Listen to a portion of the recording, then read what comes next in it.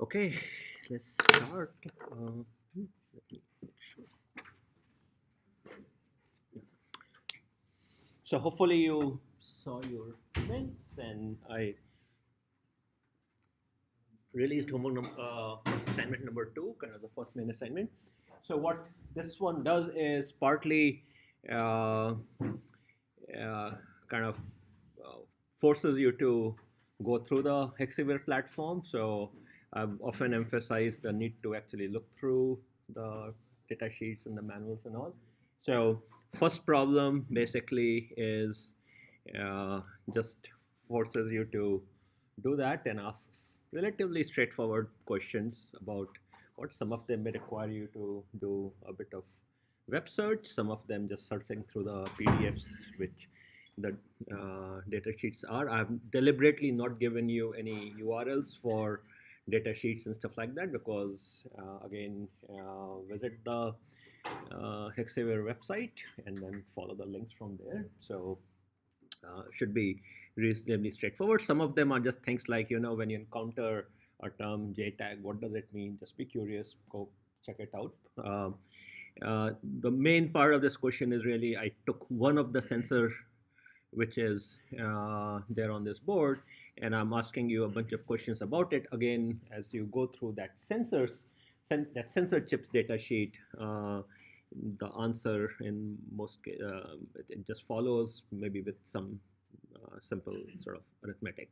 Okay, so you'll be making two submissions as part of this homework on Gradescope. I've not activated on Gradescope yet. A PDF file, which is where all the written answers will go. Make sure to start a new problem on a new page.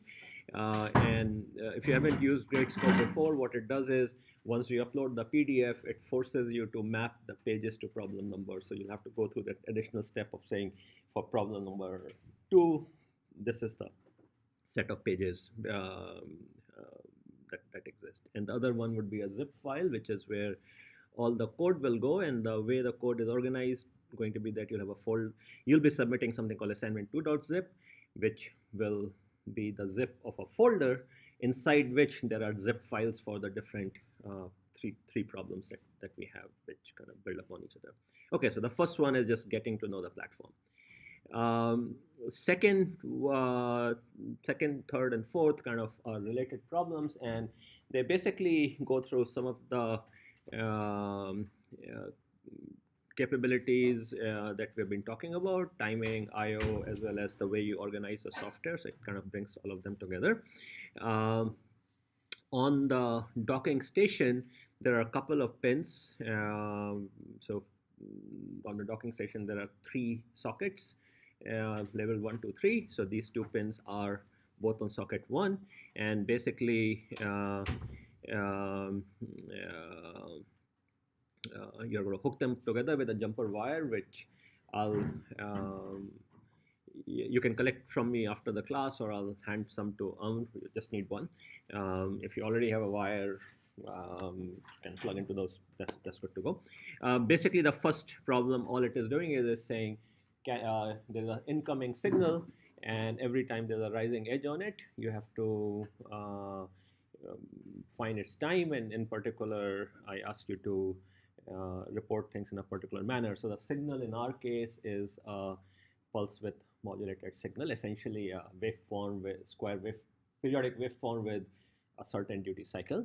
And the processor has a relatively straightforward way of generating it because there's a piece of hardware which can generate that waveform. You just give to it the period and the duty cycle as a fraction, and Mbed OS provides API for doing it called PWM out. So you can generate the signal. That's your test signal basically. The hard work is really when that signal is fed into the other pin, which you're going to configure as an input. And now the goal is the following: that at every 10 rising edges, I want you to basically print on the terminal a line along the following, which is what is the time interval between that 10th every 10th, so that latest current edge and the previous one, and also what was the duty cycle on that. Okay, so you just have to keep count of the edges and all. What you need to think about it is accuracy matters. So we are going to feed to your system our own PWM waveform, and we are going to measure how well you are doing. If you since you are generating the PWM and that hardware is pretty reliable, so basically you have a good solid test signal, and you should see the numbers correspond to what you have reported. So this one should be fairly straightforward. Other than that, you'll have to figure out how to measure the time. So I'll walk you through Mbed OS a little bit more today, just to point out things. But there are basically two places, well, three places where sort of things. So Mbed has a set of function calls which are pretty low-level stuff. It's essentially hiding the variation across different Mbed hardware platforms into kind of a low-level platform API, as they call it, and that's where they provide a whole bunch of goodies. They are independent of whether you have threads or event handlers or whatnot. They're just low-level things. So you could do it using this, because in this particular case, the PWM generation is just being done by the hardware anyway. So you're really doing a single task, right? Wait for an edge, timestamp it, wait for the next edge, timestamp it, keep repeating it. So should be getting a inaccurate or whatever, not a terribly accurate solution is reasonably straightforward, or let's say inefficient solution is relatively straightforward, but this is also an opportunity for you to investigate some of the other capabilities that provide, so that you can do things more precisely, which will matter for the follow-on questions. So what to submit? Basically, on the PDF side, you will describe how you approach the problem, kind of like essentially provide me provide Amr and me with a roadmap of what you did in your code. And then on the code side, you're going to publish your repository. So what the way, I don't know if any of you have played with this thing, but if you create an application on Mbed, then you can publish it as a repository either on GitHub or on Mbed's own Git repository. GitHub, unless you happen to have a paid account or you have requested them, you are unlikely to have private repositories, and therefore you should use the Mbed one, because it allows for public and listed, public and unlisted, and private. So that's better. But you're welcome to use GitHub if you want, but just make sure that it's private. There is also something called Bitbucket, which does offer private repositories, but it's not connected to Mbed's online compiler, so it doesn't help, unfortunately. So in any case, you create that repository, and then you are going to download the zip file and send it to us. And you are also going to share the repository with user UCLA M119 staff. If you are going to do it on GitHub, then I will create a similar user there also. So I haven't done it, but I would say there's no particular reason to go onto GitHub for this. Just stick on Mbed. Okay. The other thing I put in as a, I guess I've not stated it, I'll send it out as a note. I've created a template application for Hexaware, which has all the libraries and all pulled in, so you can use that as a starting point. I don't know whether, I don't think I included it in the Piazza notes, so I will do that. Any questions on this? Okay. Second one basically just builds upon it. So now I want you to make a copy of the previous one. So this is going to be a new separate submission, so to say. On this one, what you have to do is now you have to enhance your code so that it does one more thing, which is on the terminal, the user can at any point in time type the period and the duty cycle and hit enter, and you have to change the PWM generation parameters, and then of course that will then reflect a change in the output from the program. By the way, just a comment out here, when you are printing this thing, it should actually, I think I made a typo out here. This should have said Mbed. I will correct it. Mbed T comma T. So it's coming from Mbed, and on your screen you're going to type it. I have given the instructions in terms of this program called CoolTerm. which works on Mac, Windows, and Linux, and is actually one of the best terminal emulators around. I've given the instructions in terms of that you need to set it to line mode so that when you hit a character, it doesn't immediately go to embed. It actually is held in a buffer, and then only when you hit the enter is it sent to the embed. And meanwhile, you can edit it, and it also offers things like you can go back and forth, much like we can do. So I would recommend using this if possible, but if one of the other ones you have provides such capabilities, that's fine as well. Um, it also things to make sure the enter should map to CR plus LF because that's how we are going to test it. So any variation from that, and local echo is optional in the sense it looks nicer because you would see that what you typed, otherwise it disappears. Okay, so in this case now you have the second thing happening, and meanwhile remember you still have to timestamp it. So now there are two tasks happening, and you have to kind of think about how to go around organizing this. Okay, you could do it foreground background. You could go threaded. Both are options. The thing also you need to worry about a little bit is that your timestamping should not get impacted. The accuracy of it shouldn't get impacted by this additional stuff that's happening. Again, submission is pretty much the same, which is you write a short description of how you organize this thing. Again, for the PDF part, you're just looking for like a paragraph. Okay, nothing detailed. If you do anything weird in your code, put a comment there so that as we are looking through the code, we can see what's happening. So put comments in the code. Anyway, so rest of the stuff the same. Again, you are going to name your app a particular way. You're going to make a repository out of it. Again, share it with UCLS 119 staff, and you are going to download the zip file and also the binary. So you're going to be submitting zip file and binary, put them into assignment 2 folder, and then eventually you're going to zip the whole folder.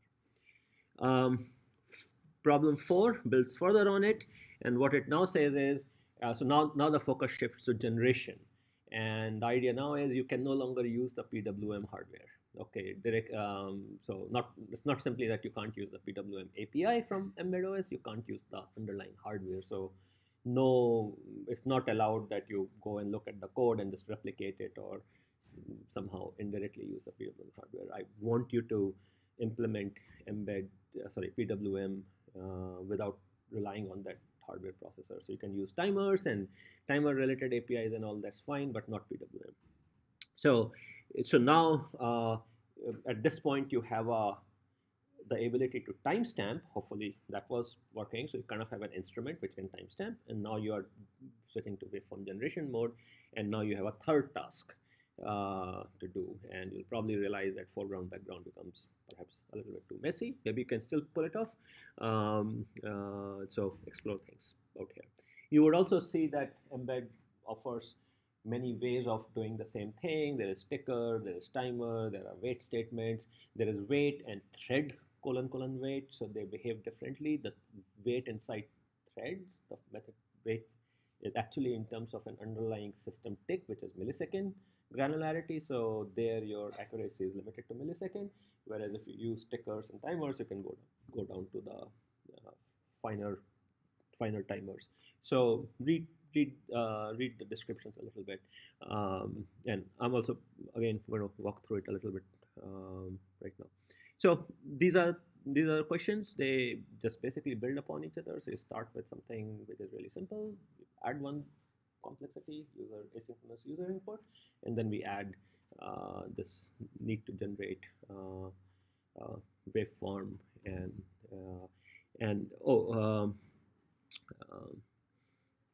let's see. Is my specification complete here? Okay, I guess, yeah. So needless to say that your waveform generation out here has to obey the user input that is coming in. So it has to be able to dynamically adapt. So from the previous question. And one other thing I didn't mention explicitly, but if the format is wrong, like I've given something that t is an integer between a particular range and d is also a floating point number in a certain range. If any of it is violated, you're supposed to spit out embed error. So the thing to note out here is that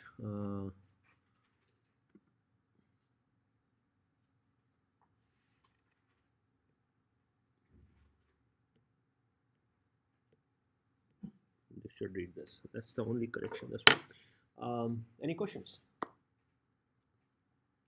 Okay. So hopefully with this you will get very comfortable with some of the more bare-bone programming, but also kind of the embed OS. Let me spend a little bit of time also. Yeah, go ahead. T is a period. So if you think of the waveform, PWM waveform. It's like the duty cycle. Yeah. So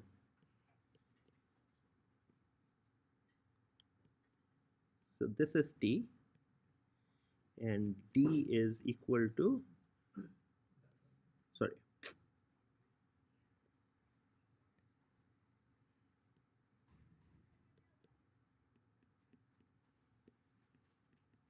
expressed as a fraction. Okay. Between that rising edge, the preceding rising edge and right. The 10th rising edge. So every 10th rising edge, you have to do this operation, namely that whatever I star 10, the right 10th some rising edge, and the immediately preceding one. I star 9. Yeah, I star 9. No, it's not I star 9. It's I minus 1 star 10. Okay. Any other question? Okay, and again, the way I've sort of designed these things is you basically have all the information to kind of check yourself, because you can in problem 1 and 2 you can change the PWM settings and see how you're performing, and in problem 3 hopefully by that time you have a good instrumentation working, so you can play with the PWM. And in terms of what is allowed versus not allowed, and also firstly any discussion about this I would like you to do on Piazza. Make sure your repositories are private. It's certainly okay to discuss interpretation of the question. It's also okay to discuss testing strategies. In your PDF you should discuss how you tested it. Also it's not okay to do any code sharing, and also you should write your own code. Okay, and so otherwise you won't learn. So that's that. Okay, so let's spend a little bit of time now on I just want to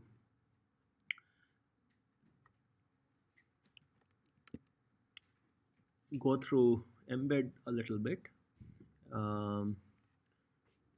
more. So on the API section you would see that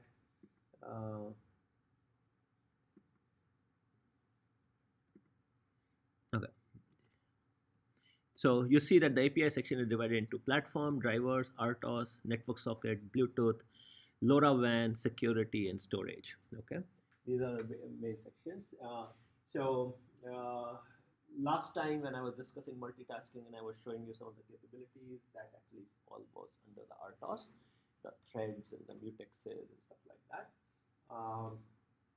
But as described out here, basically platform is really a set of functions that they provide, so that across literally many tens of embed boards that exist, you basically have a very common way of interacting with them. Okay, so it kind of abstracts away the variations across hardware at some cost, in the sense that certain things are not supported on some platforms, and so on and so forth. Drivers are where they have provided things like dealing with digital I/O, analog I/O, PWM, and stuff like that. So let's look at some of these. So I'm going to start with the drivers actually. So on drivers, you would see they have things like analog in, analog out, digital in, digital out, digital in out, bus in, port. PWM out is the one which I was referring to in problem 3. So let's look at PWM out, for example.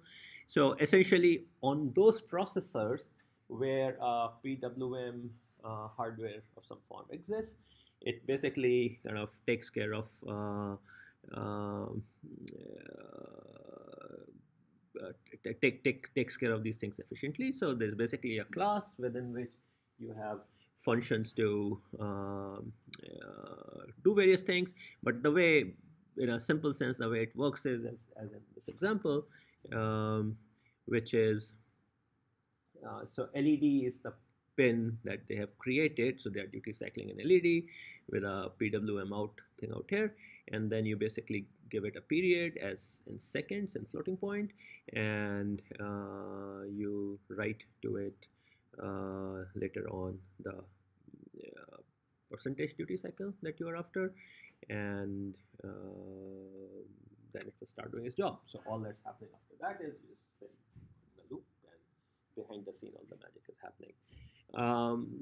If you have access to an oscilloscope or the swing by HKN, for example, they have, or if you're really desperate, bug hum, then you can see the very precise things. But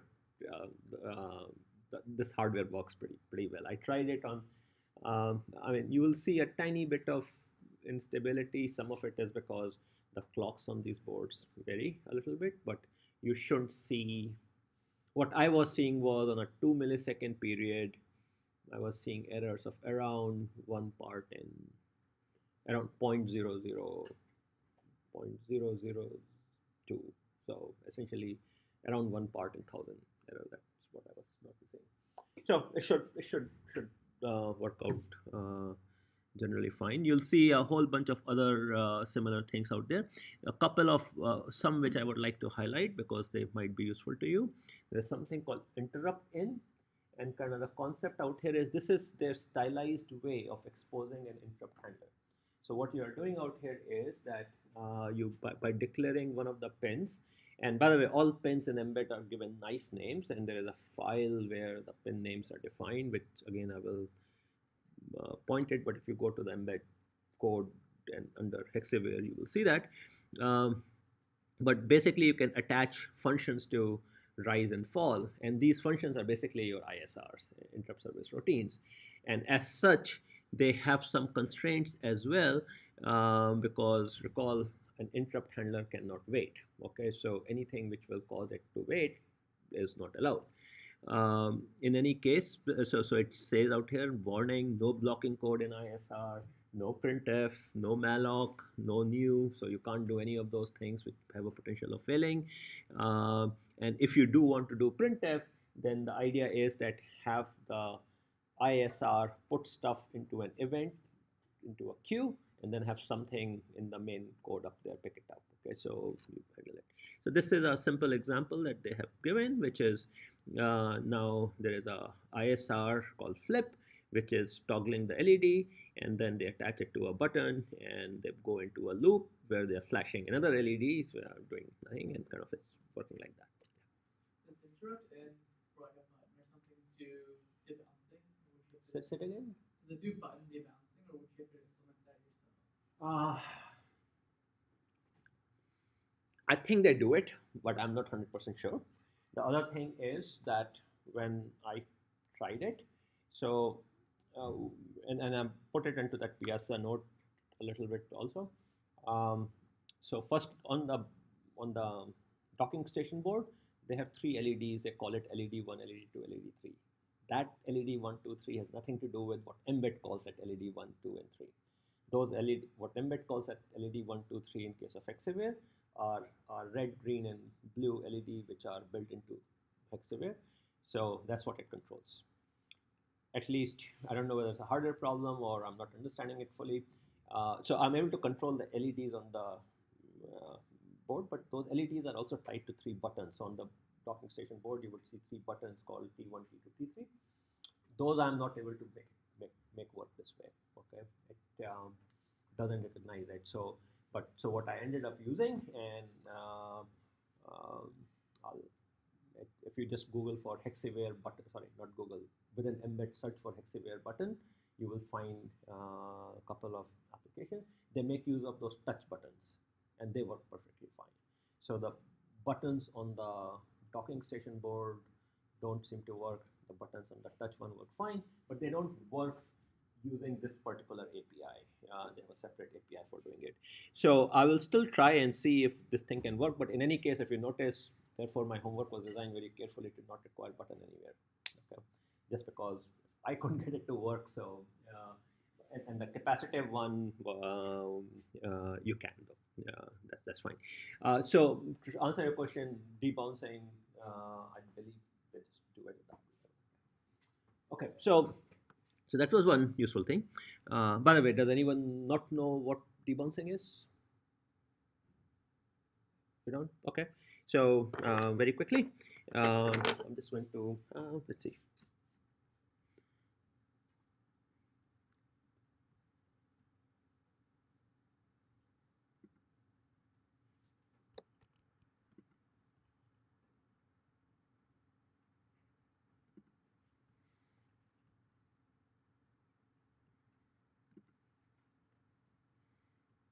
Okay. So let's say I have a mechanical switch.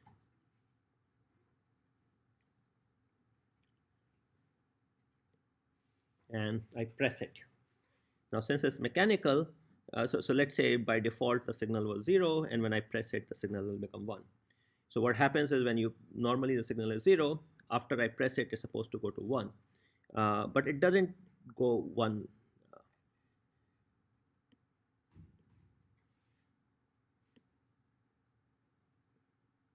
The actual signal doesn't go 1 like this because it's mechanical stuff, so it bounces a little bit on the contact.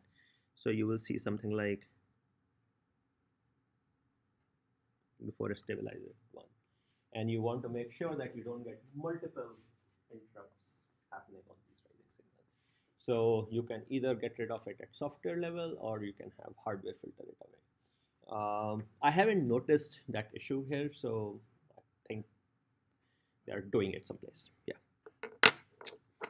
Okay, so another one which is interesting is ticker. So usually from the name only, you might be able to tell what things stand for. Why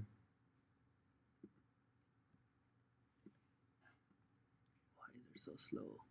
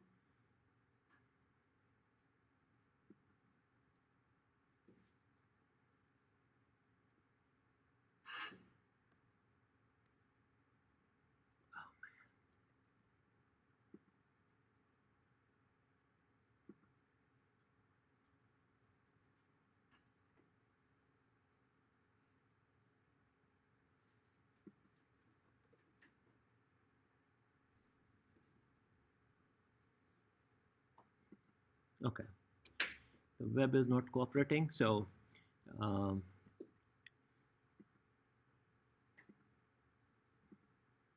okay. Well, um, I'll see if later on in the class. I also wanted to point out that this is the file that so ARM embed-os is a GitHub repository where the source code of embed resides, and in fact, that is what you are linking in there. And within there, if you go in the target prescale, blah blah blah for Hexaware, you will see kind of a mapping of what everything kind of stands for. So you would see that they have given nice names for all the various pins, and which actually also appear on your docking station board.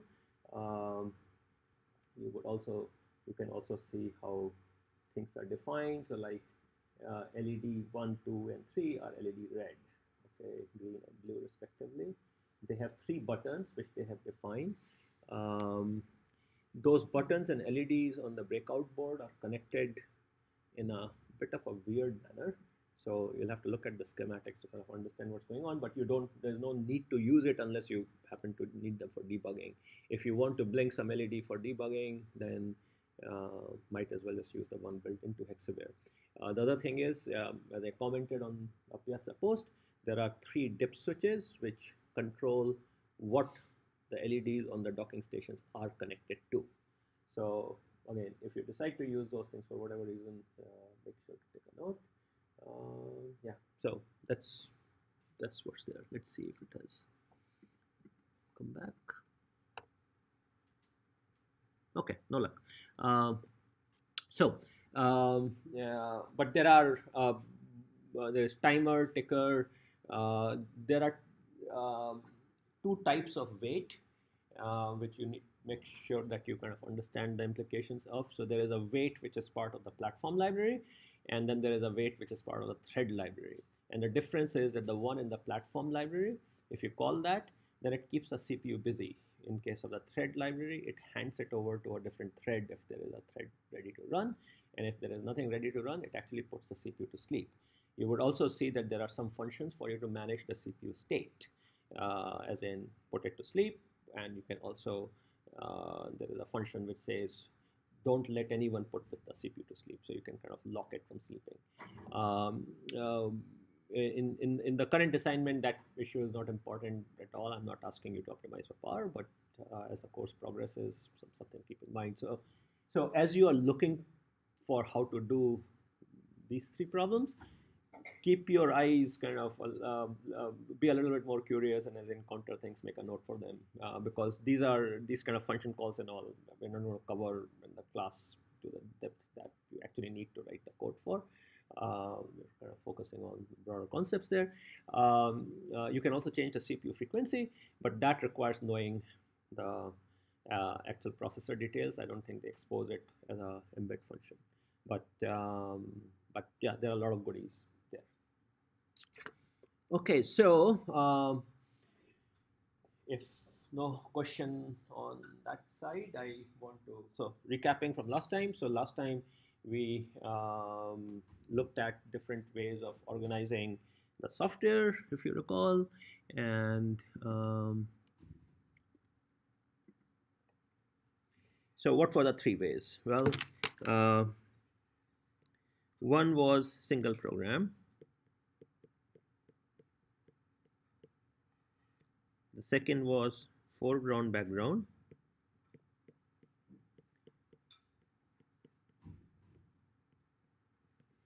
Where the basic idea was that we organize things as kind of a main program plus ISR, one or more ISRs. And the ISRs are the one where the more time consuming, precise timing kind of stuff can take place. And then the final one was multitasking. And in case of multitasking, we had a bunch of software modules which are representing individual programs, so to say, and they kind of interact with each other, but they're running kind of in parallel, and somehow we are going to share things among them. And so that was one part we had done. The other thing that we had looked at was 3 kinds of software modules: subroutines, coroutines, and threads or tasks. And they differed in the way the relationship among them. That is, in case of subroutine and coroutine, there is a single program counter which is moving around hierarchically in case of subroutines, and kind of in a more symmetric manner in coroutines. Whereas in case of tasks, we had at least the illusion of parallelism, in the sense it's as if we had multiple programs running, and somehow the operating system kind of moves, allocates the CPU to one or the other. So symmetry and concurrency were the two things that they differed on. The final concept that we had emphasized last time was this whole notion of event versus thread. That is, how do you organize the underlying kernel where events are coming in from outside or from software modules, and then you are activating the software modules. And one way was event handlers, which is we pick an event from the queue, hand it over to a function or a coroutine, and when it returns, then we move to the next one. And in case of threads, the idea is within the thread, there is typically something like a wait statement where you say, I'm waiting for the event, and when the event comes, then the kernel says, okay, this thread is waiting for it, it activates it, and the thread starts where it had left off. The other thing that we had seen was stack. So subroutines and coroutines need a single stack because there's a single program counter, whereas tasks and threads need a stack per thread. So variety of implications that sort of result from this. And as you see in embed, you can actually support all these three programming styles, and depends upon the complexity of what you are seeking to do. And the final thing we had covered was the real-time operating system part of embed, which is where we had threads and mutexes and a whole bunch of other things, right? We had queues, we had semaphores, events, signals. There are different ways for threads to interact with each other. And any operating system which has threads would provide something analogous, okay? Not necessarily exactly the same set, but they would provide. And this is how you kind of let them talk with each other. We face this issue with threads is because threads, one of the penalties of this illusion of parallelism is that we run into this issue that while I'm using a resource, I don't want someone else to use that resource. That problem does not occur with subroutines and coroutines because there is only one, even logically there was one thing, right? In case of subroutine and coroutine, even if I were to give you an infinite bunch of processors, you still cannot make use of more than one because you can only run at one place.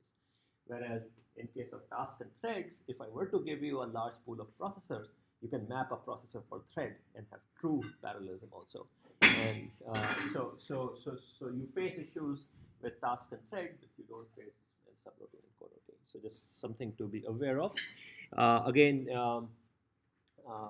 even if you don't use the RTOS part of embed, you would see under the platform API, they actually provide a very simple form of locking thing also. You can basically say, I want dedicated access. Don't let anything else kind of do something. So there's a couple of, so I mentioned sleep lock, where you can someplace set the sleep lock so that no one else can put the processor to sleep. And there is couple of other locks like that.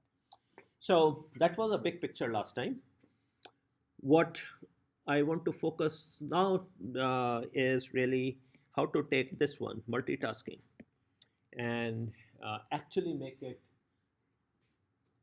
achieve specific timing goals, right? I mean, we started out with the whole this thing of like we worried about time of interaction and stuff like that. We kind of did some analysis showing that because a single program and runs into problems when you have long-running computation, and that thing therefore also affects event handlers. So one of the advantages of multitasking was because threads can be bumped off, so I can be more agile in responding to events. But all of that is no avail if we cannot say something about what timing performance we are getting. So what today's lecture is about is kind of the concepts which underlie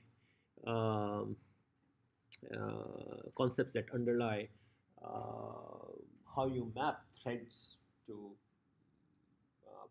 actual CPU at any given time. So how do we, if you recall, we had that queue structure, so threads could be waiting, ready, and running. How do we decide which thread to run? That's the question that we are asking. So I will talk a little bit about timing constraints, kind of timing constraints that exist and the ones that you can handle, and then kind of some of the theory behind scheduling things in a manner so that real-time constraints are met. So that's the objective. And even though I'm talking about things in context of CPUs, some of the ideas are also applicable to other parts of hardware, communication, sensing, and things like that. So let's start on it. So why are you interested? Why worry about kind of the theory part? And the main thing is really so that you can approach the design of these systems in kind of a systematic manner.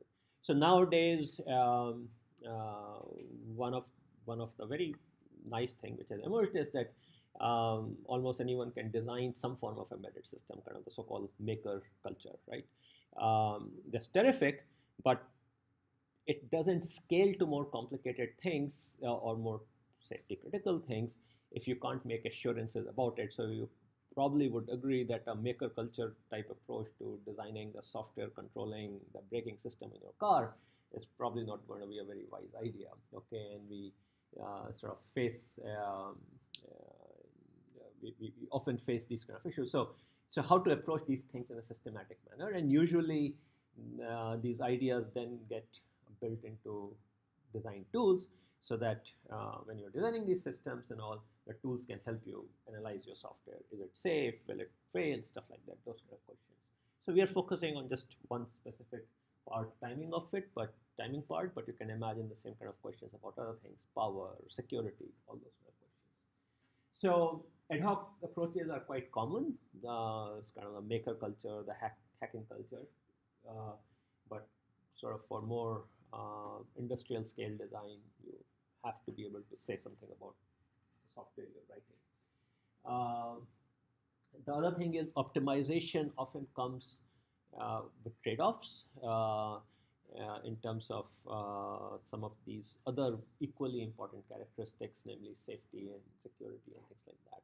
So normally in engineering, at least in EE, we tend to focus a lot on power, speed, those kind of things, but equally important are safety and security and those sort of things. So big issue that we're going to focus on when it comes to time is that if timing behavior of your system is unpredictable, then bad things can happen because you fail to meet deadlines and all.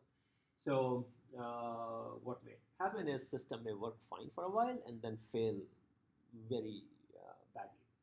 And there are lots and lots of examples in systems where timing failures have been cause for catastrophic incidents. Um, Patriot missile during the first Gulf War, where so Patriot missiles are these anti-missile missiles. Okay, so they kind of shoot down an incoming missile, and a battery operated by U.S. in Saudi Arabia failed to intercept the incoming missile from Iraq and caused lots of death. Another one which I mentioned in a previous lecture also is the robot which had gone on to Mars from JPL, and there it had begun to crash repeatedly. So, and this is yet third example, the very first flight of space shuttle, where timing bugs because of CPU overload essentially caused problems. And the thing was that once these things were happening before some of the theory behind it had emerged. So later analysis showed that the chance of that bug happening was 1 in 67, so low enough that testing kind of missed it. The Patriot missile case was interesting also. So again, so what it does is, or what it did, this is 20, 25 years ago, is that it would measure the trajectory of the incoming missile, plan an intercept path, and then shoot the missile so that it will intercept at the right same point in space and time. Right? That's the goal. The problem was that the real-time clock on the computer was accumulating a delay of 57 microseconds per minute. Remember last time I talked about that if you're doing that, I want to sample something precisely, and the way you structure it, if your loop is not very precise, even one or two instructions error which builds up over time can lead to a drastic build up. And here you are trying to relate the time as known by the software here to the an estimate of the physical speed of the missile. So if your time is off, then your estimate of the physical speed is going to be off, and therefore the location of the missile is going to be off. And that's what happened in this case, that the tiny error, 57 microseconds per minute, is you would have a hard time measuring without instruments. And so on the day of accident, what had happened was that that battery had been operating for 100 hours, so lots of minutes. So it used to crash previously much more often, so the timing error never built up. But in this case, it had built up to a delay of almost a third of a second, and caused a prediction error of 687 meters. It missed it by a wide margin. And there are, of course, some of these issues now have begun to become simplified, because we have GPS, which gives us time, and more precise clocks, very cheap atomic clocks and things like that. But even then, issues come. In fact, there have been lots of reported cases of either attacks on GPS or just incorrect things which are causing time issues, and then result in sort of bad things happening. So these issues are, yeah. So the timing build-up caused to an error in localization of the incoming. Mm-hmm.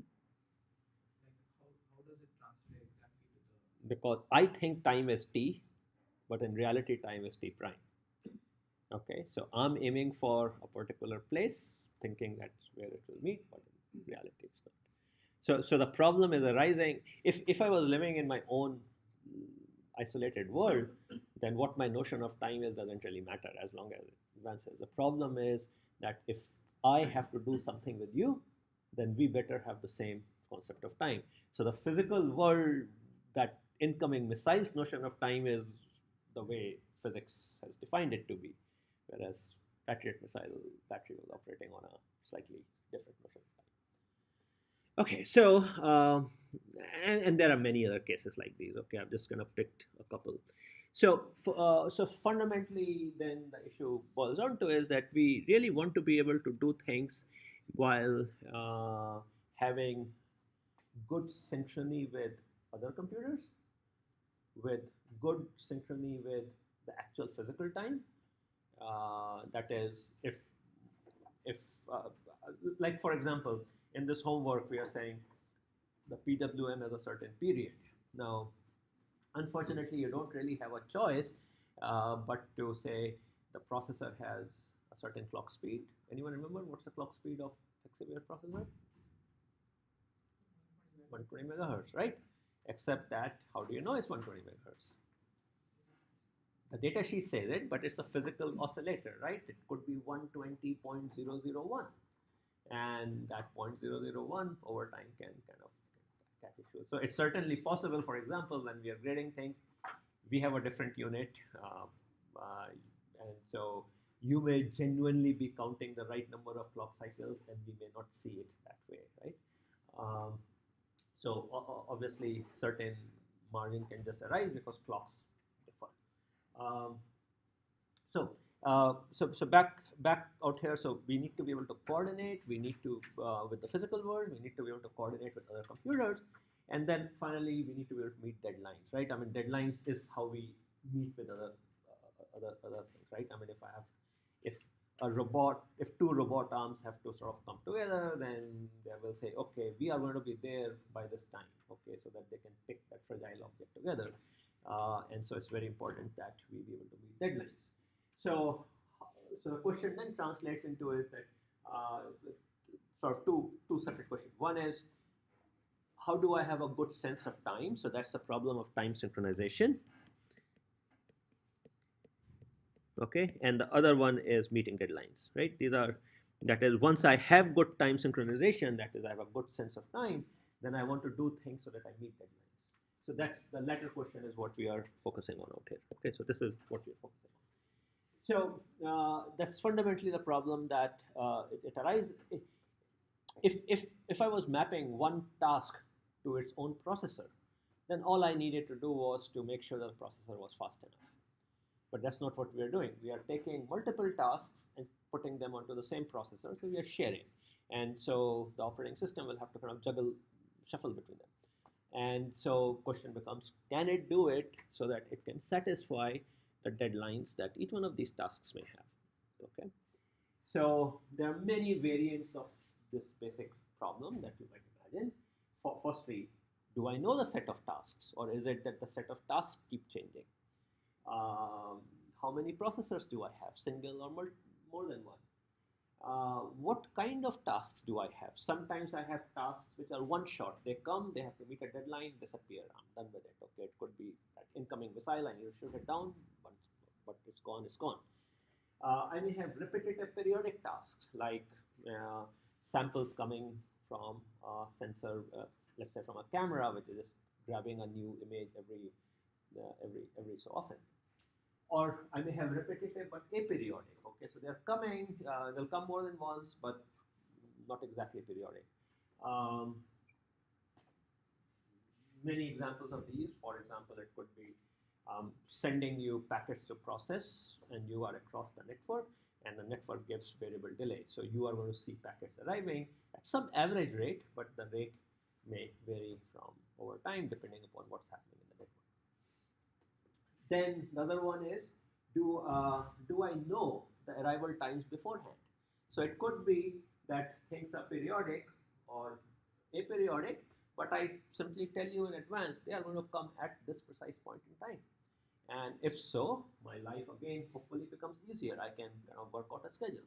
On the other hand, if it is not known, then I need to be willing to handle whatever I may face. So for example, take repetitive periodic. Okay, so let's say the camera is sending me the images every 30 milliseconds, as video cams do. And the goal is that I need to be able to process the incoming image within, let's say, 5 milliseconds. Okay.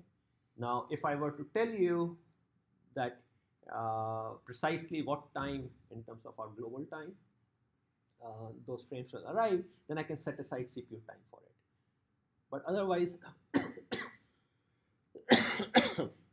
what may happen is that a frame arrives at the same time I promised the CPU to some other task.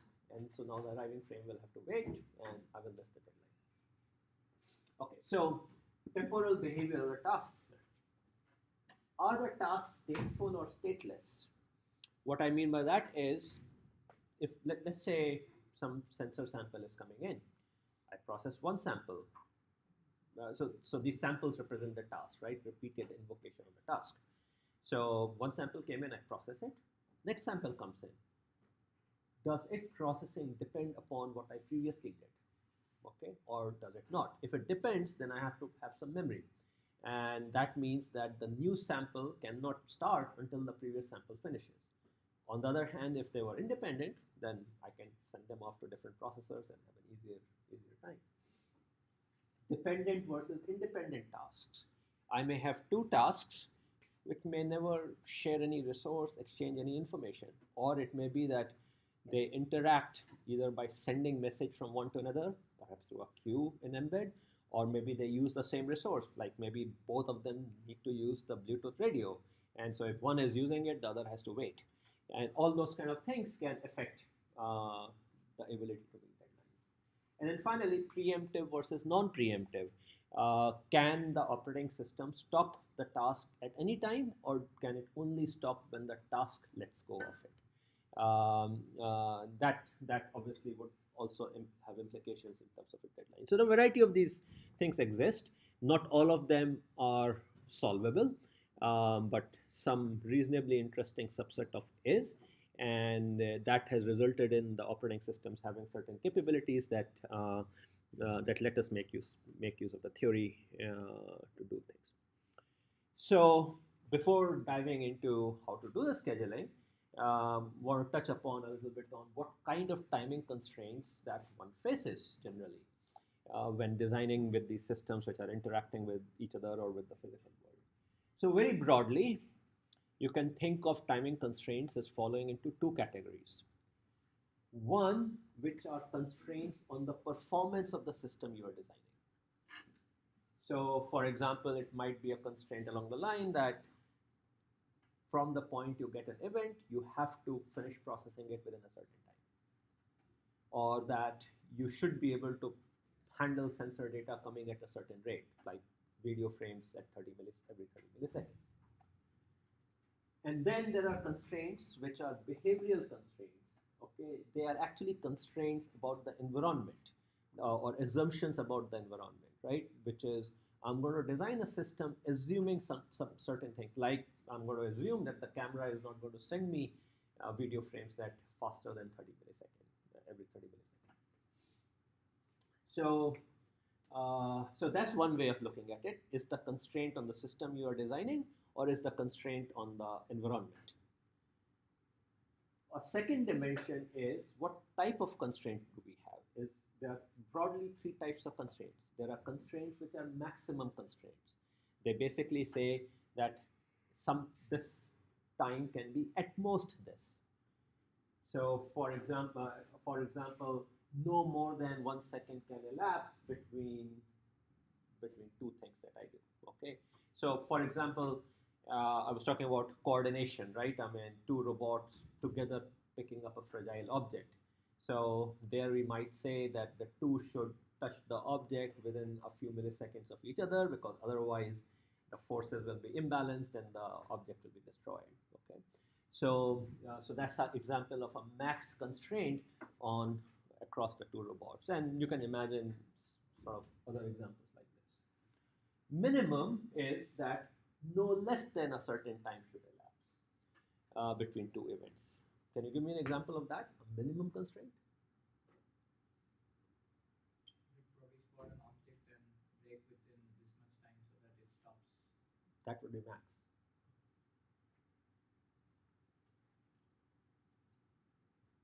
If you are like, let's say you have two events that are going to happen, but you want to make sure there's enough time in between for, say, an interrupt handler or something else to fire. Right. So I can. Okay. So great one. So I want to make sure that the environment is not sending me events too fast. Yeah. Right. So a minimum type thing often would be about inter-event distance. Okay. And yeah. So that's a great one. And then there are constraints which are durational, which is we are basically saying that the for example, we might say the signal should be high for at least 1 second. Okay, so you can think of a durational constraint as a constraint between the rising and the falling, or start and end. Okay. So again, very broadly, is the constraint on the computer or the environment? Is the constraint of max, min, or durational type? Okay, so this is one way of kind of thinking about it, and you can now imagine all sort of combinations of these things. So firstly, maximum timing constraint. So think of your system as if you think of your system, it gets a stimulus and it gets a response, input output. So I may have maximum constraint which are between two stimuli. So maybe I have S1 and S2, and I'm doing it between those two, or successive one on the same one. So for example, using a telephone as an example, I have like second digit must be dialed no later than 20 seconds after the first digit, or okay, I should have pressed. I don't know whether any phones are dialed anymore. SR is a constraint between stimulus and response. So for example, the caller shall receive a dial tone no later than 2 seconds after lifting the phone receiver. So this is saying something to the telephone system that from the point I press the on button, that is press the button to receive the call, the system should be responsive enough so that I don't hear dead silence. What is as Stimulus and response. Stimulus, response. Okay.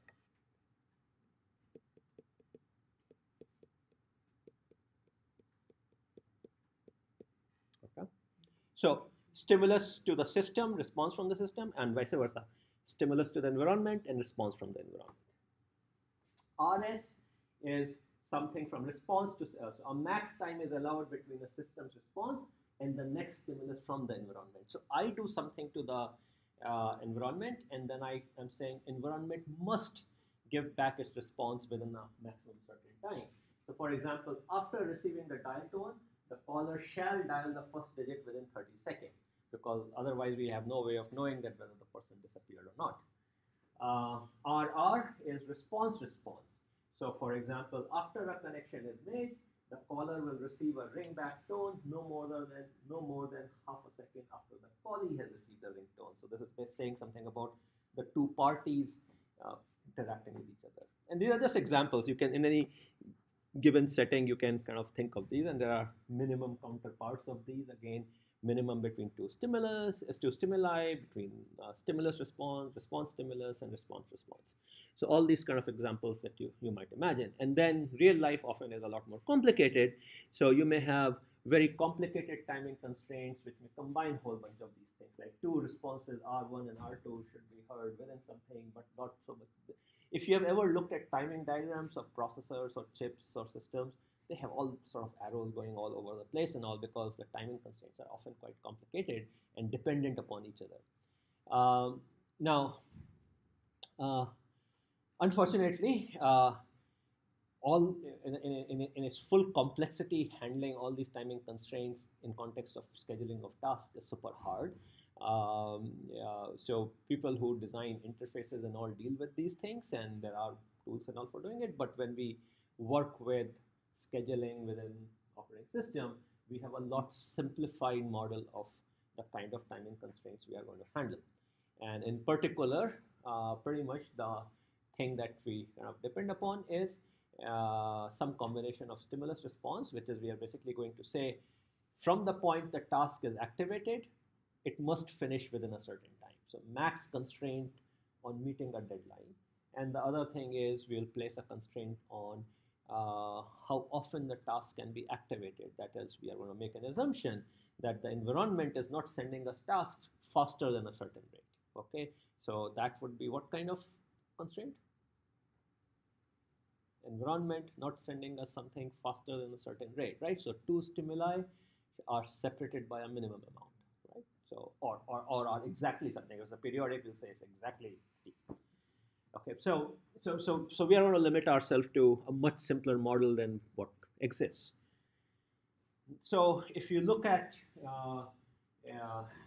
computing either languages or operating systems, you would see that there are functions provided to let you deal with time. And I talked about unsuccessfully because of web not cooperating, but that how embed has some of these. Some of these we have seen, the wait and all, but there's also ticker and timer and things like that. Very commonly, the functions that are provided by either the language or the operating system fall into four categories. To here, to the next slide. So one is the ability to measure elapsed time. So we are often interested in saying this event and this event, how much time transpired. This is homework problem number 3. Sorry, problem number 2, right? Which is we are trying to measure the time interval and how, right? So that's what we see. Delaying something from happening. We want to say do something a little bit later. Okay, so go to sleep or wait, right? So something like that. Timeouts. So the idea behind timeout is that we are going to wait for something, but we are not willing to spend more than a certain amount of time to do it, right? So if I start doing a task and if the task doesn't finish in a second, maybe something is wrong. So oftentimes when we are doing operations which are at the risk of blocking, right? Like I want to send a packet out, but the radio is busy. How long should I wait? So we usually couple a blocking call, a call which can result in a wait, with some sort of a timeout. Okay, I had given an example of a particular type of timeout last time around, which was this notion that if the system doesn't go and reset a timer, then that means the system is hung, and we are going to reset it. So that was called washed out timer.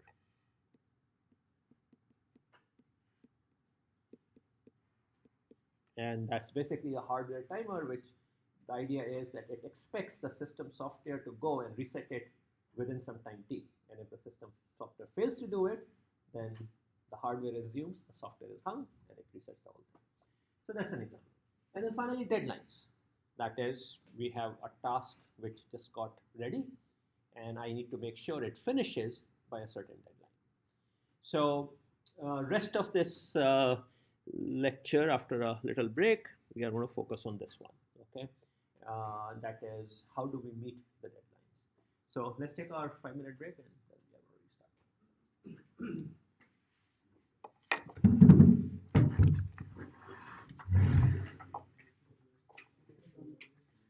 Should I the previous slide real quick? Sure. Some of the cash. Okay.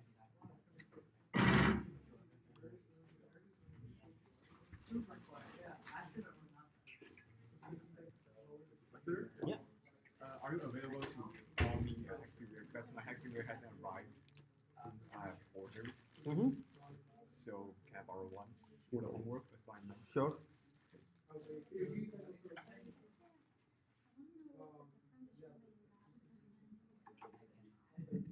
So elapsed time is measuring. Uh, uh, so I'm still under control, and timeout is like I'm stuck. Like I gave control to the operating system. I'm waiting for something, and I just that I don't want to wait for because remember I have lost control of the CPU. So the CPU has to do the operating system has to do right. Whereas elapsed time is later. What time is it right now? And then later on I say what time, right? But I have the CPU on all along. Timeout is like I'm doing two things. I'm doing one thing and then parallel I'm saying keep measuring to make sure that I don't take more time. Professor, Yeah. in the question, you had specified measure the duty cycle, but should we keep the duty cycle variable or like So say it again? like you said D and T where D is T on plus T off. So you want the and you had said T Which problem are you talking about? the second one. Okay, so that's just measurement. Okay, like I mean For the most recent cycle, you're going to print it out, and you'll keep printing out every 10 minutes.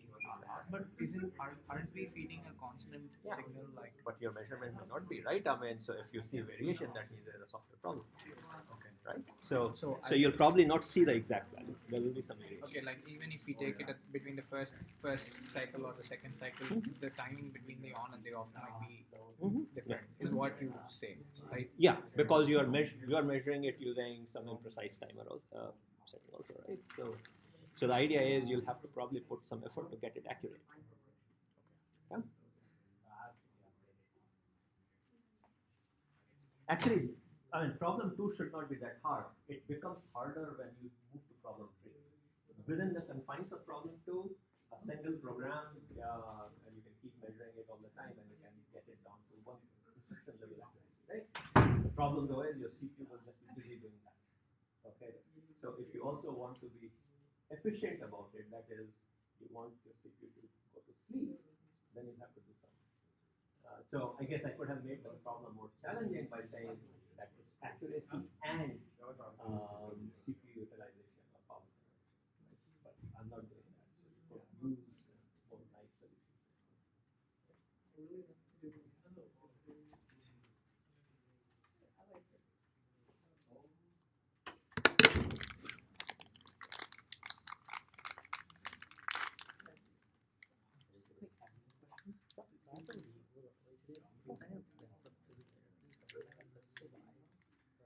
The slides are already there. Oh yeah. Yeah.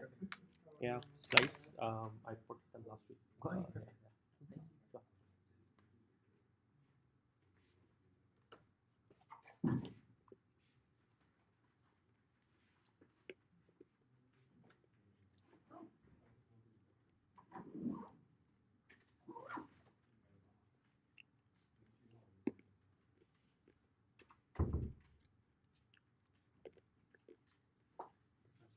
I haven't received my Hexaware in the mail yet. Is it possible for me to borrow one for the weekend? And I think it should be. Yeah, so the deal is you basically put a cash deposit. Yeah. And yeah, sure. Okay. Yeah. I have only 2 remaining. One already got asked for. One you can take. We're done. Okay. Okay. Can I? Is it You can do possible it to right pick after up, tomorrow? Will you be? Maybe what I'll do is I'll give to Ahmed Okay. and deal with him. Perfect. Can you do it today, or Can't go to get it today. do you have the cash deposit that you can give? What is the cash deposit? It's the price of the thing. It's the price right? of the Yeah. thing, Okay. So that is it.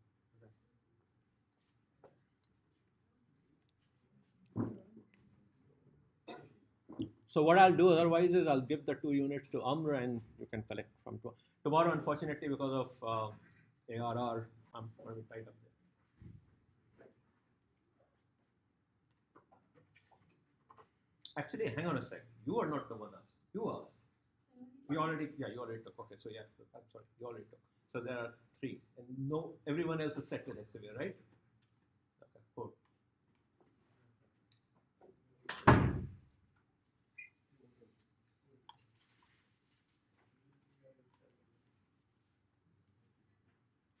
And please, when your dust come, return it immediately because I plan to do some homework development where I need multiple Hexivirs.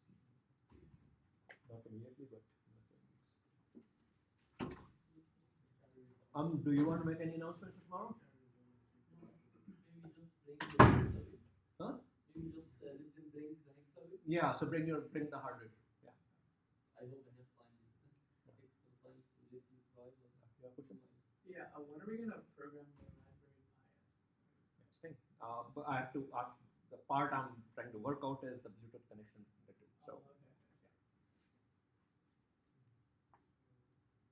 Okay. almost there. We're facing some issues there. Yeah. I have one more question. How long would you expect this homework assignment to take? Not the first. We'll problem, find out, but and we'll find out.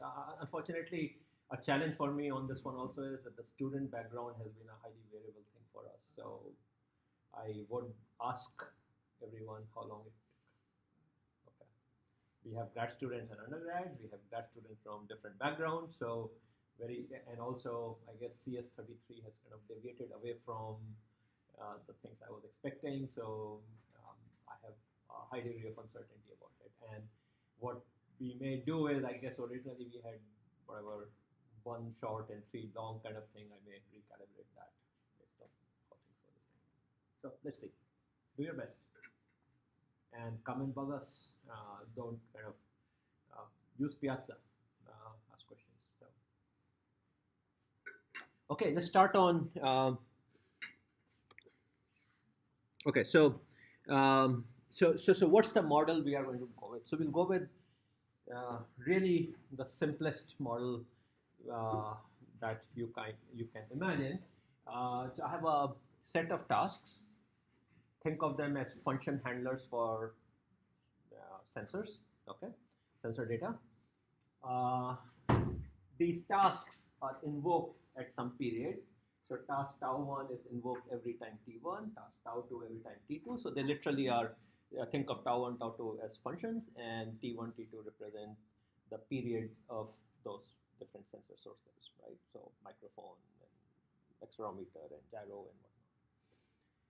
So the rate is therefore 1 over ti. So this is a constraint on the environment, right? We are saying the environment is periodic, or rather we are sampling the environment periodic. And the other thing to remember is that I have a same task which processes every sample of that stream.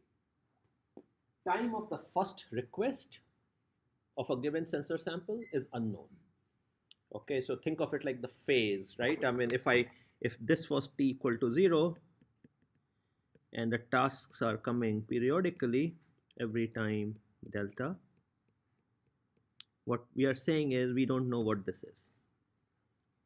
And this stands to reason because systems start at some arbitrary time, which has nothing to do with necessarily what's happening in the physical world. And therefore, when the first task comes, it's generally unknown. If it was known, then I would, and since it's periodic, then of course I would know the entire future, and then I could do something better. But in this case, we don't know that. So that's the more typical case, right? Missile coming in, we started tracking it now. So it could happen at any arbitrary time.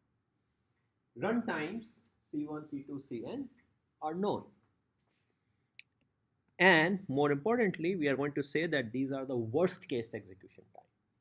And the reason this is important is that almost anything meaningful that you might imagine doing, the runtime depends upon the data, right? Maybe multiplying by 0 takes less time than multiplying by a non-zero value. Maybe I have a loop within the computation so that the number of loops number of iterations to the loop depend upon the value of the data. And so those are some causes. What else do you think can cause variation in runtime?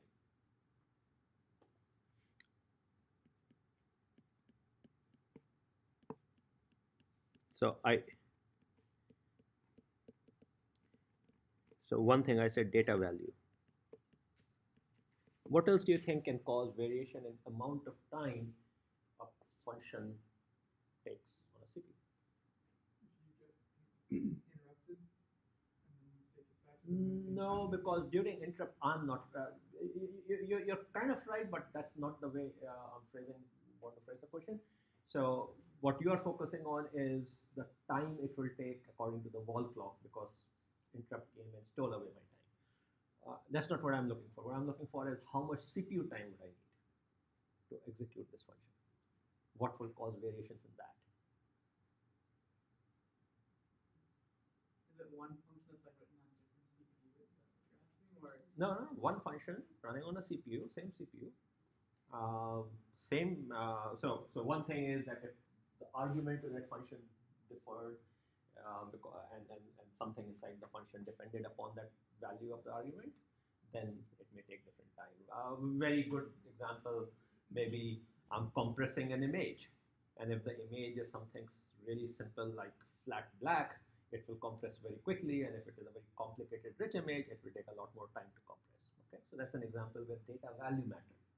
Can you think of other things which can affect the amount of time the function will take to compute, now assuming the data value is the same? So I'm doing f of 100 now, and I did on the CPU, and I did f of 100 later on the same CPU, and I'm saying, hey, change. What all can cause a change? Huh? if there are any floating point operations? Why would that change? Same floating point operation will take this, that instruction will take the same time, right? The value can change. Yeah, but that is covered here, right? The value is covered here. You have the cache. Cache, terrific. Cache. Because if the data I need is already in the cache, I'll run more rapidly than otherwise, right? So what happened previously now matters. Okay, so cache effects. What else? CPU voltage, Hmm? CPU power. CPU voltage, power. Yeah. So if CPU, I'll just call it power management. For example, when the task arrived, if the CPU was asleep, then I have to wake it up, right? Before I can do anything. On the other hand, the CPU was already up. Or if the CPU had heated up, maybe its frequency had been lowered. So those complications can come into play. So there are a bunch of things that beyond our control can cause the C to vary. But again, for now, we are going to assume that we know the worst case execution time. Okay, CPU voltage one can still be factored in because I know the frequency, so I can recompute the new time. Cache effect and data values are really horrible to compensate for because we don't really know how to model them effectively. What about task management if there's another task running? So it doesn't change C. What it does is this one. We are going to say OS kernel overheads are 0. Okay, so it doesn't take any time to switch from one task to another. If it does, we are going to assume we know it and somehow account for it. Okay, so that falls there. We are also going to assume for now, and later change this thing. We are going to say that if I'm looking at ith instance of a task, like that function, when I sample 100th sample of the accelerometer, then I have to finish processing it before the 101st sample arrives. Okay, which is another way of saying is that my deadline is the same as the period. Okay, so every time data value comes, I have to finish processing it before the next sample in that stream arrives. If you think about it, a lot of data we deal with is time series, and they have this kind of behavior. That is sufficient. Okay, it doesn't have to be this way. I could certainly say I could have a pipeline system that is, I can say, it can take more time. It's just that the new samples would have arrived and they will sit in a queue of some form. But since the queue cannot build up arbitrarily, so this is basically a reasonable model. We are also going to say tasks are preemptible. That is, the operating system can bump off a running thread at any time of its choosing. Okay. In particular, it means that if something happens in the interrupt service routine, then instead of returning control back to the process, the operating system may bump it off and give the CPU to a different task. And the final one, that all the overheads are zero. So saving the context, switching to a new task is zero or small enough to be ignorable. And if you also have CPUs which can be put to sleep and all, then again we are also saying putting to sleep and activating from sleep is very rapid. Okay, all these things are there exist results and all showing how to cope with them, not very precisely and all, but they are messy and unnecessary that we are not going to cover here at all, but they exist. So we are going to stick with this simplified model, but it actually works very nicely and is widely used. Okay, so other things, single processor is the common setting in which we do these things. Now,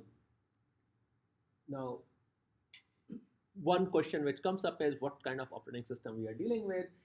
Are my tasks that I'm talking about, am I mapping them to threads, or am I mapping them to event handlers or coroutines? You could take the previous model and think of them being applied to either one of these two cases.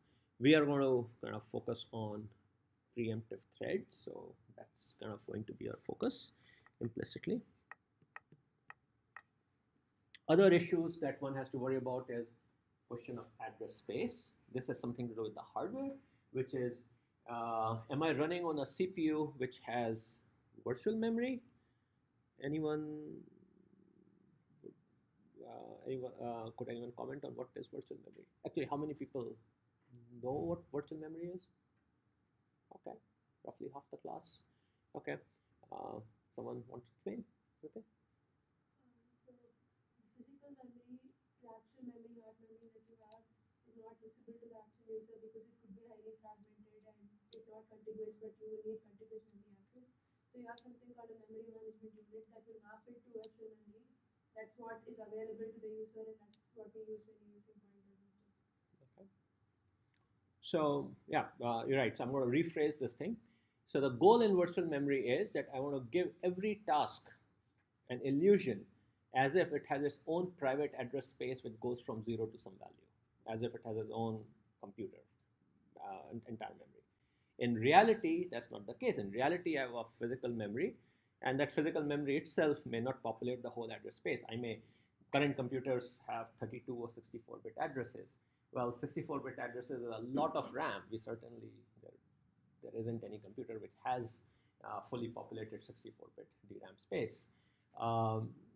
But we still give the tasks an illusion of doing it. And that magic is done by that hardware unit, which is called MMU, which we refer to, so memory management unit. Okay. And then this MMU takes care of mapping this illusion to the physical hardware. So the application runs as if the addresses are in that virtual address space, but the hardware maps it to some specific memory location on the fly. Okay, and what it lets you do is that then different tasks are separated. They cannot trash each other. They have to explicitly agree to make parts of their memory visible to another task. So it gives better protection. So better security. On the other hand, on microcontrollers, the type we are dealing with, there are no MMUs. So unless you fake virtual memory using software, which is going to be super slow and so hardly ever done, you basically let all the tasks operate as if they're part of a single shared address space. The penalty is they can crash each other.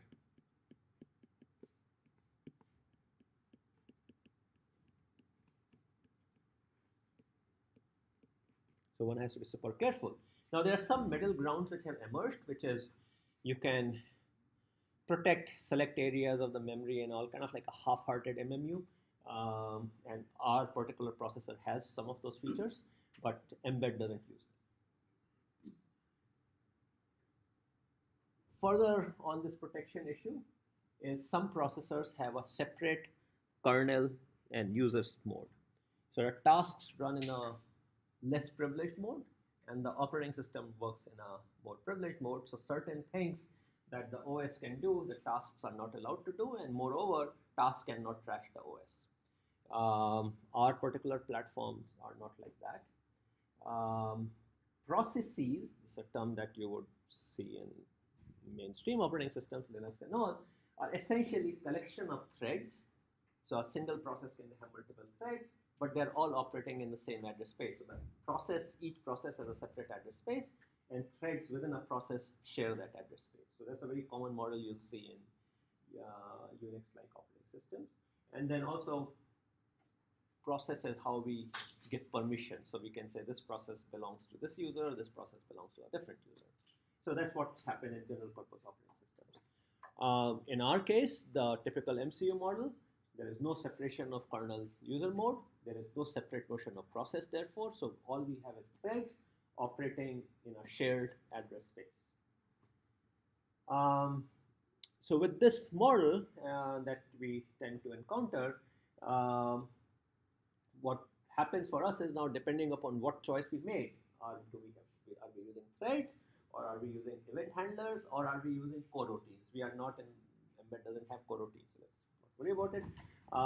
They are essentially a unit of scheduling, right? I mean, somewhere deep down there is a set of events that the kernel faces, and now it has to decide which is the next handler to run or which is the next task to make runnable. And that's what we are dealing with. And again, these points we already touched there. So now, what does scheduling become in this case? So scheduling then is coming up with a principled set of rules to decide which task to run. And I'm now going to implicitly assume for now that tasks are threads and they're preemptible. So that's what we are going to stick with. So we are not going to worry about event handlers, which you can think of as non-preemptive tasks. Okay. So a very common approach, and which is supported by many operating systems, including Mbed, is that we have preemptive threads, and the threads have priorities. Mbed threads have priorities. If you go to the thread page, you would see that you can assign a priority to a thread, and you can change the priority. So threads or tasks, because they're the same, are assigned priorities. While we could change the priority, Mbed certainly allows for changing the priority. The mathematical model we are going to discuss for now, except for the very last slide, is going to assume that the priorities are static. So I have a set of threads, fixed number of threads, each given a fixed priority. But you can imagine kind of dynamic approaches and all also. And then what the operating system does, what Mbed kernel does is it makes the following promise. It basically says at any instant, the highest priority runnable task, the one which is ready, is going to be running. So what this means is, let's say some thread was running, an interrupt happened, and the sensor sample arrived, and the resulting thing corresponds to a task which has higher priority. Then within the ISR, we are going to arrange for the currently running thread to be moved to the wait queue, and the task corresponding to this sensor sample to be activated. So somehow or the other, the OS has to make sure that this promise is met. That if among all the ready tasks, the one which has the highest priority will be the one which is actually running. So now in this scenario, scheduling algorithm is really basically coming up with a method for assigning priorities.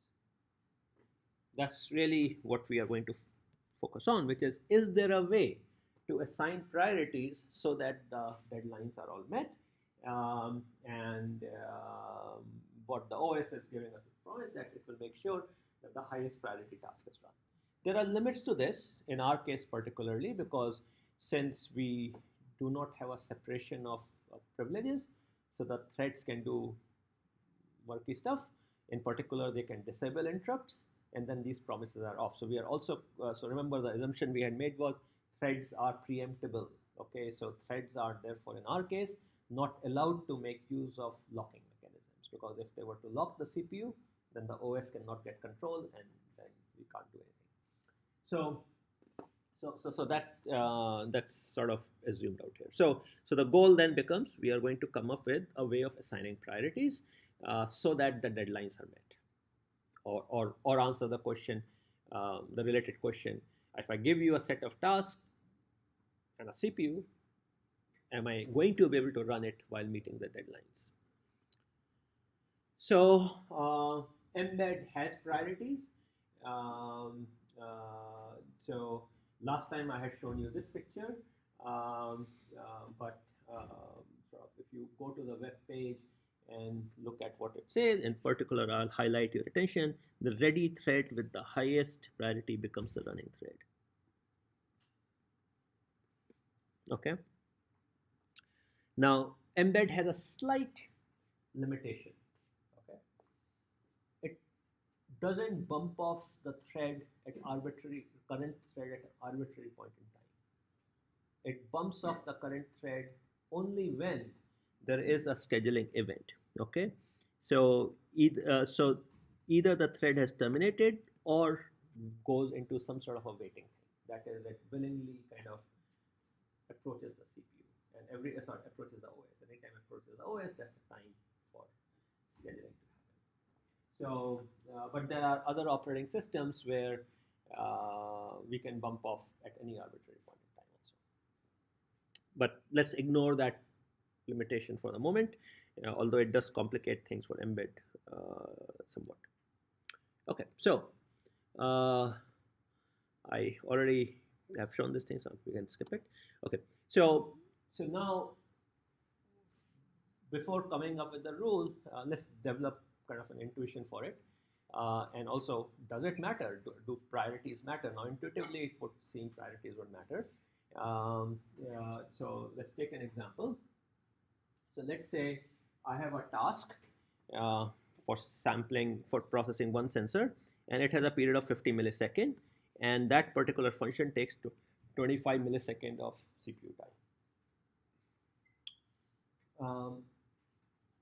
So you could say that therefore it needs 50% of the CPU, right? 25 milliseconds out of every 50 milliseconds. Task 2 has a period of 100 milliseconds and has compute time of 40, so therefore it needs 40% of the CPU. 40 plus 50 is 90, and therefore you might say that it should always work. Right? Remember, and the deadline out here is what? The deadline is the same as period. So for task 1, every time I get a sensor sample, it should take no more than 50 milliseconds to finish. And for task 2, no more than 100 milliseconds, right? That's our objective. So naively, one might say 90% is always enough. Why are we worried? Priority shouldn't matter, but that's not the case. So this is what's going on out here. So I have two scenarios out here. So task 1 is in yellow, and task 2 up here is in this cyan color. And what we are showing is, in the top case, task 1 has the higher priority. Okay, so this case is task 1 has higher priority. And what's happening out here is that at t equal to 0, I have both the tasks just came, like 2 sensor samples arrived simultaneously. But since task 1 has higher priority, so it gets to run, and it runs for 25 milliseconds. And then the next version of this task won't have arrived because this period is 50. So the CPU becomes free, so I get to run the task 2. But task 2 needs 40 milliseconds, but at t equal to 50, we have done 25 out of 40, but a new copy of task 1 would have arrived at this point. So preemption will happen, the CPU control goes back to task 1, task 1 again takes 25 units of time for the second copy bit A, and then task 2 will get to run, and so by that time it would be 75 plus 15 which are remaining, so we'll finish at 90. So in this case, we are good to go, right? But if we do it the other way, which is task 2 is the higher priority, then what happens is at equal to 0, I'll give control to task 2. It needs 40 time units, so it takes the CPU until 40. Then task 1 will get control and it will miss its deadline. It was supposed to finish by 50, but it didn't. So even though the utilization is the same in both cases, it's 90% CPU, right? I mean, but clearly the flipping the priorities didn't work. So that intuition is what the theory builds upon. The theory is at this stage quite old, but interestingly, much of it was developed in a lot of the subtle issues around it and all were developed in late 90s after some of those incidents that I highlighted, the Mars rover and all that already happened. Okay, so the first question to ask is the following. Remember, in this diagram, I kind of drew it I started by saying both tasks arrived at the same time. So intuitively, if you think about it, if you are going to enter into the queue and you are the least priority person, least important person, what's the worst time for you? The worst time is when everyone with a higher priority just came. So you have to finish for them to be processed before your turn will come, right? Whereas a good time for you would be coming towards the end of their serving time, right? So that notion is, I mean, you can formally prove it and all, but which is beyond kind of the scope here. But it's called this notion of critical instinct. And the idea is that the critical instant of a task is that time where if it were to come, then it will face the maximum delay before finishing, maximum response time, right? And the idea is if we can show that under that circumstance it will still meet its deadline, I'm good to go. So if under the worst case situation I meet the deadline, then I'm good to go. So there is this theorem which basically says that a critical instant for any task happens when it arrives simultaneously with each one of the higher priority tasks. That's the intuition I was giving, that if I'm going to enter into a queue, the lousiest time for me is when everyone more important than me also just came. Okay, so that's the intuition and formalized as a theorem. Any questions on this? Okay, so that's the critical instant. So now we go back to another example, kind of similar to the first one. I have two tasks with periods 2 and 5 and computation delays 1 and 1. Okay. We consider two cases. Case 1, task 1, I give higher priority. So what happens in this case, in case of case 1, is that task 1 is higher priority, so it gets to run first, and it uses 1 time unit out of the 2 remaining. Then task 2 runs, and task 2 only needs 1 computation time unit, so it finishes, and its period is 5. So both of them are comfortably meeting the deadlines.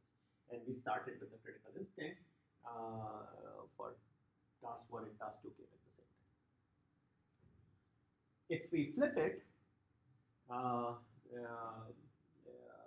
then things might differ. But what we are showing out here is the following, that if you look at the schedule, it has one nice property. I'm actually not using the CPU fully. In fact, I could have made C2 to be 2, and that will still work, right? So that's what we are seeing out here. C2 equal to 2, and I'm still okay.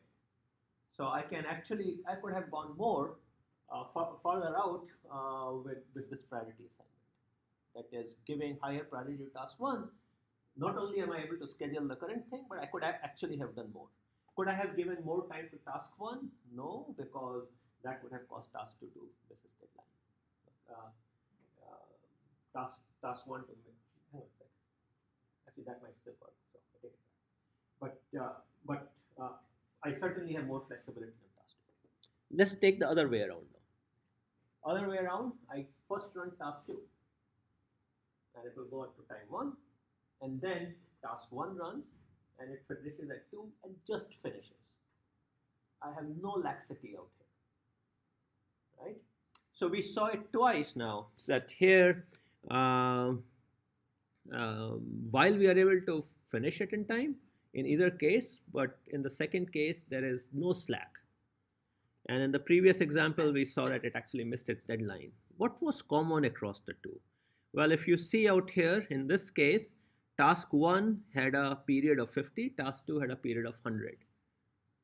Task 1 had a lower period and the strategy of giving task 1 higher priority worked. Same thing here. Task 1 has a lower period and the strategy of giving task 1 the higher priority worked better. Okay, so the intuition is that higher priority equivalent to lower period, there seems to be some sort of a correspondence. Now, the formal proof behind it is actually a lot of algebra and all, but so you'll have to just trust me. Again, beyond the scope of the course, but that gets generalized into this rule, and it's a rigorous rule to prove it, that by assigning priorities according to the rate, or which is the same as inverse of period, okay, that works better. So if I have two tasks, one task has a smaller period, then I'm going to give it a higher priority.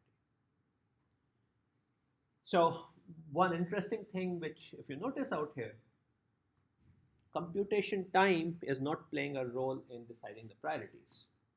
Of course, computation time still plays one role. I have to make sure that the summation of C over T is less than or equal to 1, because I cannot have more than 100% of the CPU. So that still has to be met, but subject to that, priorities are independent of the execution time. And by the way, there is also no notion of importance out here, right? And that's an issue out here. So all it is saying is, more frequent the task, higher the priority. And that's why it's called rate monotonic. That is, monotonic means same direction, right? Both are writing. So rate monotonic means if rate is increasing, the priority is increasing. So the big result was that among all possible schemes you can imagine, where we are doing preemptive scheduling and the priorities are fixed, rate monotonic is the best you can do. Okay, and it's the best you can do in the following sense, that if rate monotonic cannot schedule it, that is, if with rate monotonic you will have a deadline miss, then there is no other way of assigning priorities that will work. So it is sufficient to assign priorities according to rate and then verify that the deadlines are met. If deadlines are met, great. If deadlines are not met, there is nothing you can do about it. So that's the key theorem out here, that no other fixed priority assignment, no other way of assigning priorities in a fixed manner can schedule a task set if rate monotonic fails to do so. So what that, now we're still not scot-free, right? I mean, all we have said is, if rate monotonic cannot do it, then nothing else can. The question then becomes, can rate monotonic do it for a given task set? We have to find an answer to that question, but at least we have simplified the assignment of priorities considerably. So this stuff was done by a very famous faculty out of University of Illinois almost 30-40 years ago. So then the question then became, what are the rules by which we can say this task set is going to be schedulable? That is, if I were to give rate monotonic assignment, it will meet the deadlines, right? So it would be great if we can do it, because before deploying the system, we can check whether the rate monotonic will work or not. If not, what can we do? What would you do? Let's say you evaluated and found that rate monotonic fails to meet the deadline. Is it something you can do as a designer? Is it possible to change the request rates? No, that's the physical world, usually not. But you have the other thing, C. Right? So that's one thing you have control over, and we'll see. I mean, so remember again, while C doesn't play a role in assigning the priorities, it does play a role in whether things are schedulable, right?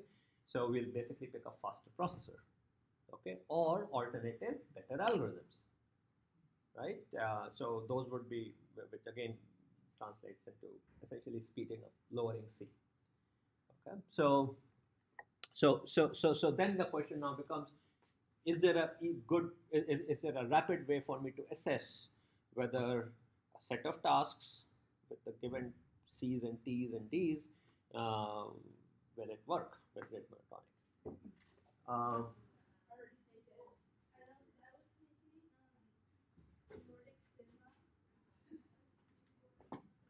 Excuse me. Yes, last question.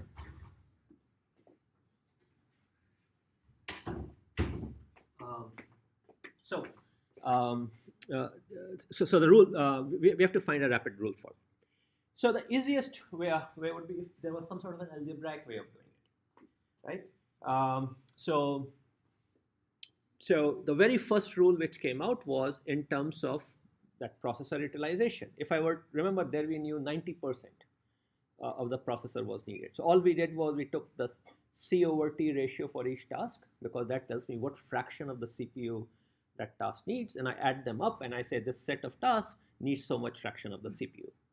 And we already know that if we don't assign the priority the right way, we were running into issues there, right? Even with less than 100% utilization.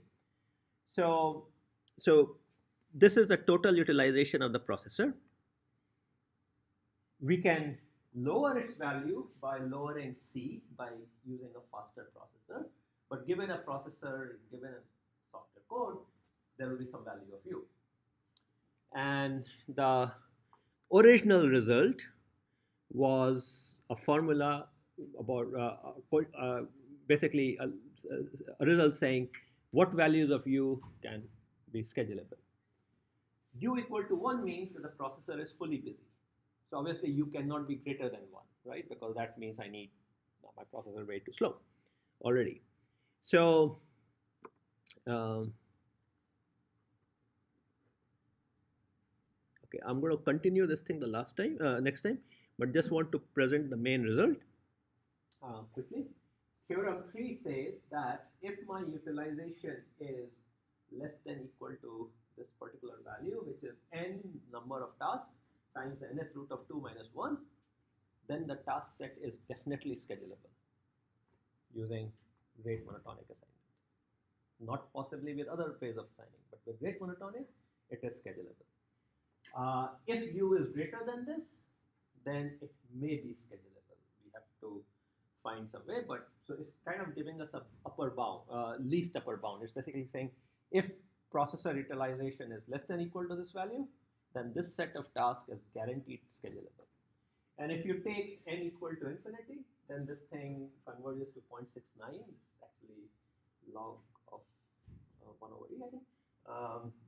So basically it means that if the utilization is less than roughly 69%, then the task set is always schedulable with rate monotonic. If it is more than that, then I have to check, do some extra legwork to kind of figure that out. So we're going to continue this thing next time around, and let's see. So next week the plan is the following. This was something I put on the website. The Tuesday lecture would actually be a discussion section that Amr is going to conduct, and I will lecture on Friday instead. So we'll have a longer thing. It will also help you with your assignments as well. So bring your Hexaware stuff next Tuesday also. Amr will be in touch about that. So we bring tomorrow. Tomorrow for the discussion section that Amr will conduct, and then there will be another discussion section. So basically, the goal is Amr will split time between some of the conceptual material and also guiding you through the Next week's discussion. next week's discussion section is going to be a lecture. Okay. Same places. So Tuesday you still come here. Friday you go where? I don't know where you go. So end of the corridor. Okay. Are you selling all the suckers today? Today yes. Yeah. And tomorrow I'm